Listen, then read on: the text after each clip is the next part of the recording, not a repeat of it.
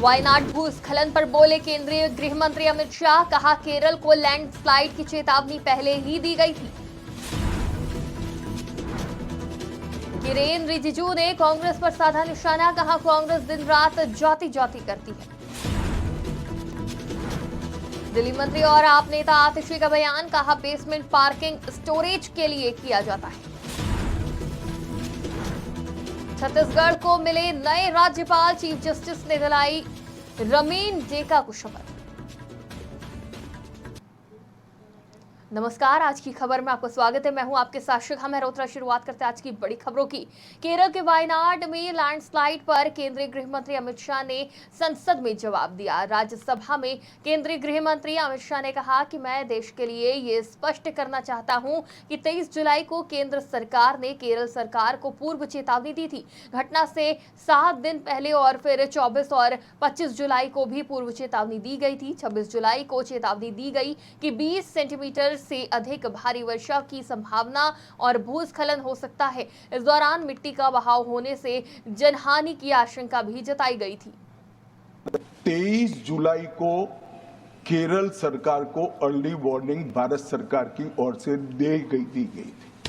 23 जुलाई, 7 दिन पहले, फिर 24 को गई, फिर 25 को गई, 26 तारीख को मान्यवर ये कहा गया कि 20 सेंटीमीटर से ज्यादा वर्षा होगी, भारी वर्षा होगी, लैंडस्लाइड होने की संभावना है, मड भी रस होकर आ सकता है और लोग इसके अंदर दबकर मर भी सकते हैं।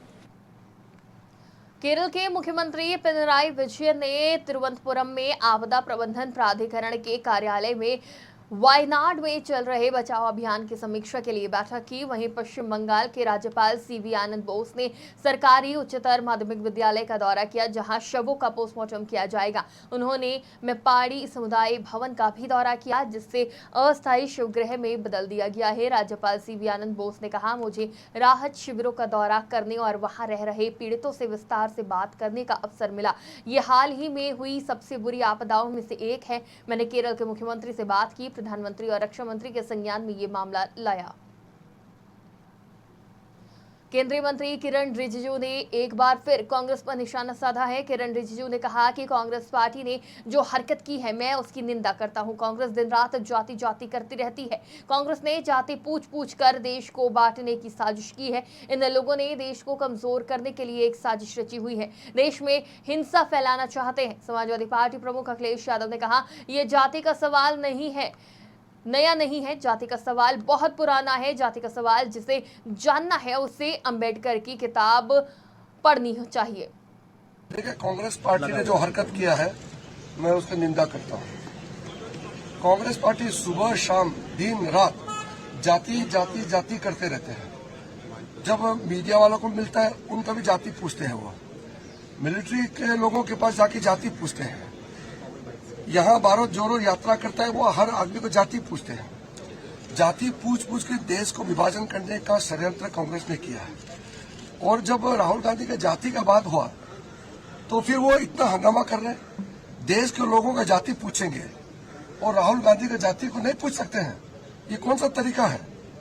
अब अखिलेश यादव को भी देख लीजिए, वो राहुल गांधी के साथ खड़ा रहते हैं। वो यही लोग हैं जो जाति पूछते रहते हैं, हर सुबह शाम जाति जाति। और इन लोगों का जाति नहीं पूछ सकता। ये देश से बड़ा है, ये पार्लियामेंट से बड़ा है। देखिए, ये कांग्रेस पार्टी और कुछ लोगों ने देश को कमजोर करने के लिए एक षड्यंत्र रचा हुआ है। जाति का सवाल कोई नया नहीं है। जाति का सवाल बहुत पुराना है। मैं उन बातों में नहीं जाना चाहता हूं। आप हमारे वो साथी हैं जो हर एक पे नजर रखते हैं।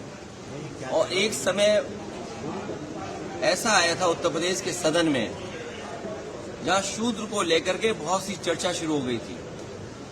और मुझे याद है कि मैं जब मंदिर के दर्शन करने गया, तो कुछ ऐसी ताकतें हैं समाज में, वो नहीं चाहते थे कि मैं हवन पूजन करूं। मैं आपसे कहूंगा साथियों कि वो जानने की कोशिश आप करना कि वो कौन सी ताकतें हैं समाज की जो किसी को पूजा पाठ के लिए, हवन के लिए उस समय रोक रही थी। और वो दिन मैं भूल नहीं सकता हूं जिस दिन मुख्यमंत्री आवास को गंगा जल से धोया गया था, मुझे कोई आज समझा दे, कोई जागरूक समझदार इंसान मुझे ये समझा दे कि किसी मुख्यमंत्री के घर को गंगा जल से कैसे साफ किया जा सकता है।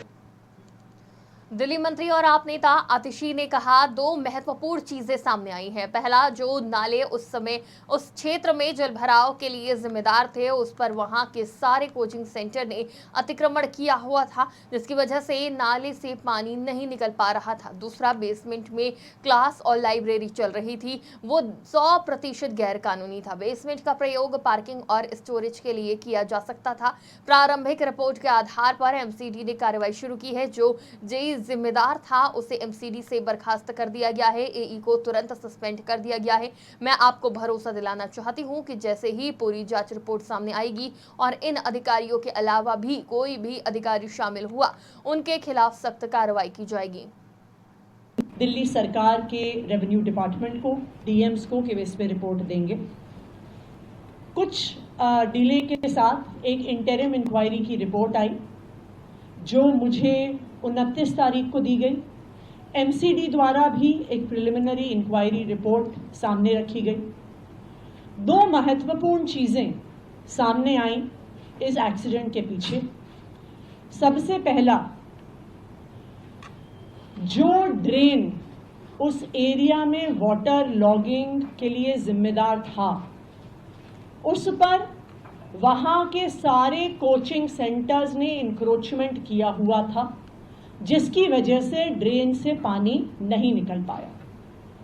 दूसरा एक महत्वपूर्ण कारण अभी सामने आया है कि बेसमेंट में जिस प्रकार कोचिंग सेंटर्स क्लासेस चलाते हैं, कोचिंग सेंटर्स की लाइब्रेरी थी, वो 100% इलीगल था। जो बिल्डिंग डिपार्टमेंट द्वारा इस कोचिंग सेंटर को परमिशन दी गई थी, उसमें बेसमेंट का प्रयोग सिर्फ और सिर्फ पार्किंग और स्टोरेज के लिए किया जा सकता था। जो बाकी इंक्वायरी रिपोर्ट है वो अभी 7 दिन में आएगी, लेकिन प्रिलिमिनरी इंक्वायरी रिपोर्ट के आधार पर ही एमसीडी ने तुरंत कार्रवाई शुरू कर दी। सबसे पहले जो जेई जिम्मेदार थे वहाँ पे ड्रेन की मेंटेनेंस के लिए, जिनकी जिम्मेदारी थी ये देखना कि ड्रेन पर इंक्रोचमेंट ना हो, जिसकी जिम्मेदारी थी ये देखना कि किसी भी प्रकार की इलीगल एक्टिविटी वहाँ पर फील्ड पर नहीं चल रही है, उस जेई पर सख्त से सख्त कार्रवाई हुई और उसको एमसीडी से टर्मिनेट कर दिया गया है। छत्तीसगढ़ में नियुक्त किए गए नए राज्यपाल रमीन डेका ने बुधवार को राजभवन के दरबार हॉल में आयोजित समारोह में राज्य के 10वें राज्यपाल के रूप में पद की शपथ ली। छत्तीसगढ़ हाईकोर्ट के चीफ जस्टिस रमेश सिन्हा ने रमीन डेका को राज्यपाल के पद की शपथ दिलाई। इस मौके पर मुख्यमंत्री विष्णुदेव साय अपने कैबिनेट के साथ मौजूद रहे। वहीं इस दौरान समारोह में प्रदेश के मुख्य सचिव अमिताभ जैन ने रमीन डेका को छत्तीसगढ़ का राज्यपाल नियुक्त करने के लिए राष्ट्रपति द्रौपदी मुर्मू की तरफ से जारी किए गए वारंट ऑफ अपॉइंटमेंट को भी पढ़ा। शपथ ग्रहण के बाद नए राज्यपाल रमीन डेका को गार्ड ऑफ ऑनर दिया गया। आज की बड़ी खबरों में फिलहाल इतना ही। देश और दुनिया की तमाम खबरों के लिए देखते रहिए आज की खबर।